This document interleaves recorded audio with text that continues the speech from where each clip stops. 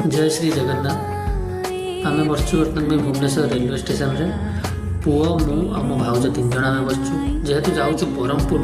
कहीं ब्रह्मपुर जाऊँ ना मो भाउजर ब्रह्मपुर में हाईस्कूल टीचर जॉब होगा से आम सब ब्रह्मपुर भुवनेश्वर स्टेशन रे बसचु। पुओ ये शोई पड़ी जेहेतु मॉर्निंग टाइम पुओर निद भांगी नहीं। आम वंदे भारत ट्रेन आम बसी गलु ब्रह्मपुर गलु बाटर बहुत बढ़िया बढ़िया सिनेरी आम देखी तो पाइलु। जेहेतु आम सका मॉर्निंग रे जाऊँ तो से वंदे भारत तो आसे बिस्किट चाहा ताकू पीदेलु। किसी समय पर जाकि ब्रह्मपुर रेलवे स्टेशन रे पहुँचलु। पुओ भी उठी ना निद कहीं सका तार मॉर्निंग रे उठार अभ्यास ना से डेरी रे उठे से शोची। तापर आम ऑटो बाहरी गलु जाई जो स्कूल जो जॉब होती गलु ब्रह्मपुर 30 किलोमीटर दिगपहंडी।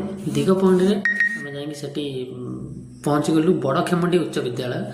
से पहुँची भाउज गले जॉइनिंग मुझे बुलूली बाहर पुओ को धरी पुओर फोटो उठेली। पुओर फोटो उठे सारापर भाउजर भी कम सरीगला।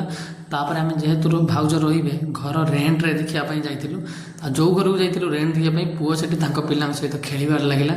खेली सारापर रूम को पलि आसिलु। रूम रे आसिक रही तापरदिन सका देखो एठिकार भ्यू पूरा मॉर्निंग टाइम रे पूरा कुहुड़ी माने एत शीत लगुच। आज मिनी ब्लॉग शेष कर।